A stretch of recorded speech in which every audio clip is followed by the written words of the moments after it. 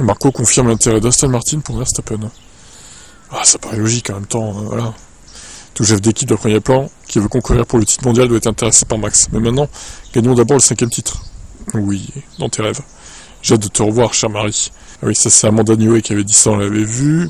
Marco souligne que l'accent est désormais mis sur le 5e titre. La conquête du 5e titre de Verstappen. La saison commence le week-end prochain, donc dans quelques jours. Alors, on rappelle, pour ceux qui n'ont pas suivi, la rumeur d'Aston, c'était 1 milliard sur 5 ans envers Max Verstappen, ce qui voudrait dire 200 millions de dollars par an. Voilà, tout va bien. Hein. En vrai, il les mérite pas. 200 millions, faut peut-être arrêter. C'est pas raisonnable non plus, quoi. 200 millions, le gars a 4 titres. Ça serait quoi s'il avait 8 titres, alors? Ça serait 400 millions par an? Ça va bien? C'est pas un peu démesuré, en fait? Je crois qu'il est un peu surcoté, ce Max, moi, je trouve. Hein. Il est surcoté parce que il a écrasé ses coéquipiers, mais parce qu'il avait une voiture adaptée précisément à son style de pilotage. Très avant précis, beaucoup sur virage, et les autres, ils ont du mal avec ça, les autres pilotes. C'est juste pour ça, en fait. Il les a éclatés comme ça, en fait. Cependant, quand on voyait au début des saisons, même 2022, 2023, et même 2024, on voyait que Pérez était très proche de lui. Pourquoi? Parce que la voiture était neutre au début de saison. Elle est plutôt neutre au niveau sous-virage, sur virage. Et après, il développe la voiture d'une façon où elle est vachement plus survireuse, train avant plus précis. Voilà le procédé de Red Bull. Et ça, c'est vérifiable, hein, d'accord? Je dis pas des conneries là. Et me dites pas t'es anti-Max pour dire ça. Non, c'est vérifiable totalement. Ça s'est vu à chaque fois. Donc, soyez objectif un peu. Arrêtez de surcoter Max. Quand la voiture est neutre, entre guillemets, eh ben, il est un peu devant ses équipiers, mais pas de beaucoup. Voilà, ça c'est la vérité, ça. Donc, ma foi, après, 200 millions, c'est pas mérité. Allez, ciao. Marco confirme les poursuites engagées contre Red Bull. Il a précédemment été annoncé que Red Bull devrait se rendre au tribunal du travail en janvier 2026. Ouais, ça on l'avait rapporté il y a quelques jours, ouais. Parce que les médias britanniques ne seraient pas autorisés à rapporter en raison d'un Reporting Restriction Order.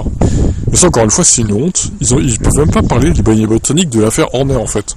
Mais genre, c'est quoi ce musellement de la presse? C'est honteux, quoi. Heureusement que les sites hollandais l'ont fait, les français aussi, du coup, ils ont relayé 2 télégraphes. Parce que les tribunaux anglais ont des délais si longs. Mais j'espère que le calme reviendra d'ici là. Il y aura un règlement, c'est-à-dire... D'accord, amiable. Je ferai aucun commentaire à ce sujet. Déclare donc Marco. Ralf Schumacher donne son avis et je crois pas que le calme reviendra. C'est quelqu'un qui veut tout contrôler et prendre de plus en plus de responsabilités. Je crois qu'il a réussi à le faire.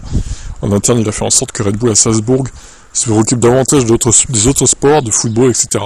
Je crois que le patron de Red Bull, Minslav, a aussi plus d'infinité avec cela. Bon bah écoutez, je vous tiendrai au courant de toute façon de ce procès. Bon, c'est pas de mal la veille qu'il aura lieu, hein, de toute façon. C'est genre dans quasiment un an, hein. Dans 9 mois, quoi. Un peu plus. Donc bon, il y a le temps, hein. De toute façon, on va vivre beaucoup d'infos avant. Les résultats de 2025, les rumeurs sur 2026, et même potentiellement bientôt le début des essais hivernaux 2026 avant ce procès, donc il y aura beaucoup d'eau qui va couler sous les ponts. Mais bon, ici on n'est pas muselé par les restrictions au tribunal, je sais pas quoi là, donc on va en parler, il n'y a pas de souci. Ciao. Marco désigne le rival de Max et de Red Bull. Alors voyons, il attend beaucoup plus de Lando Norris en tant que prétendant titre de la saison prochaine, j'en étais sûr. Qui faisait incroyablement froid à Bahreïn et que j'apprécie maintenant encore plus le printemps à Graz. Sur le plan sportif, vous avez pu constater que McLaren est devant. Derrière eux, il y a nous, Ferrari, Mercedes, ces 4 équipes. On se bat pour le titre. Dans tous les cas, ça sera beaucoup plus excitant que ces dernières années. Des similitudes avec 2024 ? Oui, mais ça sera sûrement une saison 2025 qui ressemblera à 2024, sauf au début. Je pense que directement, tout le monde va être serré. Il n'y aura pas un avantage de Red Bull, quoi. Et ça fait plaisir. Nous avons dominé les premières étapes en 2024, puis les premiers sont arrivés, mais Max était tellement supérieur en tant que pilote qu'il a quand même remporté le championnat de manière convaincante.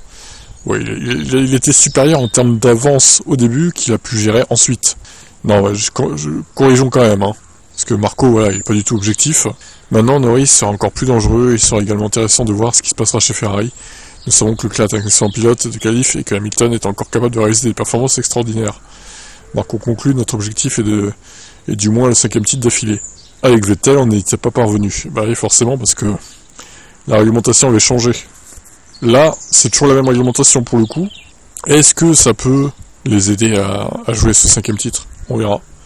Je pense qu'il peut le jouer. Après, c'est pas le favori pour moi. D'ailleurs, les cotes sur les paris en ligne de sportifs, ça le met pas favori, hein, du coup. Donc à voir. Ah, Villeneuve, il parle de Max. Bizarre. Il doit rechercher cette qualité dans les équipes. Pourquoi bizarre?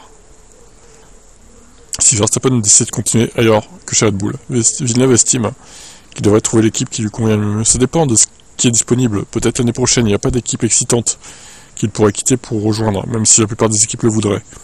Alors, bon, vu qu'il y a un nouveau règlement l'année prochaine, je pense qu'au final, il y a plusieurs pistes excitantes comme Mercedes ou Aston. Hein. Enfin, Aston un peu moins, je dirais, sur le papier, mais bon. Même si anyway, le problème c'est Honda, quoi. Grosse interrogation Honda, un peu comme Ford chez Red Bull. Le Canadien fait écho au sentiment selon lequel Verstappen devrait chercher l'équipe qui cherche à s'appuyer sur ses qualités. Après tout, Verstappen a expliqué à plusieurs reprises que gagner était la chose la plus importante pour lui. C'est vraiment difficile à comprendre, c'est un pilote particulier. Il conduit vraiment à la limite, il est toujours au-dessus. Il a besoin d'une voiture spécifique. Pas toutes les voitures lui conviendront. Il semble aimer les voitures très précises, très pointues, avec un très bon train avant, et il peut gérer l'arrière. Il n'y a pas beaucoup de pilotes qui peuvent faire ça, ou qui peuvent faire ça de façon constante, et il n'y a pas beaucoup de voitures qui sont conduites comme ça, ou qui sont conçues comme ça. Verstappen a insisté sur le fait que son équipe doit continuer à travailler pour résoudre les problèmes d'équilibre, notamment sur les bosses et les bordures. Il a également mentionné qu'il pense que la voiture pourrait être moins sous-vireuse. Alors ouais, il kiffe le survirage, hein, Max. Selon Villeneuve, si Red Bull travaille dans ce sens, ça met les coéquipiers du Néerlandais dans une position difficile. En fait, sa façon de conduire et la façon dont la voiture est développée rendent les choses très difficiles pour les pilotes de Formule 2, parce qu'ils viennent d'une voiture intrinsèquement sous-vireuse en Formule 3, et que la Formule 2, c'est la même chose. Beaucoup de sous-virages. Ils conduisent donc différemment, ils doivent se réhabituer. Bon bah Lawson, il va pleurer, hein. Ça va être compliqué pour le gamin. Bon, il va falloir qu'il s'adapte. Il y aura peut-être une meilleure capacité d'adaptation que Perez, du coup. Voilà, à voir donc l'année prochaine ce qu'il fera. Bon, de toute façon, il faut déjà passer 2025, hein. On en reparlera dans 5-6 mois, quoi. Des éventuelles rumeurs qu'il y a autour de lui. Ciao. Norris évoque un pari avec Zak Brown. Hein. Concernant le titre de champion pilote, j'imagine, hein, cette fois. Zach et moi, on a fait un pari pour le moment où je gagnerai le championnat du pilote. C'est pas quelque chose de bon marché. Je fais de mon mieux pour cela, pour que ça se réalise. De plus, Norris a des preuves évidentes de la réalisation du pari, si bien que le PG de McLaren n'a plus aucun moyen de s'en sortir. C'est quelque chose dont on a parlé en vidéo, de la part de plusieurs grands gars. C'est donc un pari qui ne peut pas être rompu, c'est certain. Je vais donc faire de mon mieux pour qu'il soit honoré. Alors, c'est quoi le pari, du coup? Un tatouage? Je sais pas. Sûrement, ouais. Selon Norris, ces tatouages semblent être hors de question. Il a expliqué ce qu'il avait prévu pour Brown, quelque chose qui lui rappellerait tout simplement notre époque. Nous sommes chez McLaren depuis un temps similaire. Nous avons donc le sentiment d'avoir grandi en tant que membre de l'équipe au cours des dernières années et d'avoir célébré le succès l'année dernière. C'est donc un peu la même chose pour nous deux, donc probablement quelque chose de simple. Je lui laisserai le choix de l'endroit. Mais ce serait juste la date ou le nombre de victoires, quelque chose comme ça. Donc pourquoi on nous dit les tatouages semblent être hors de question alors que ça va être un tatouage en fait? Non mais ce site, je comprends pas, des fois c'est tellement mal traduit, c'est incroyable.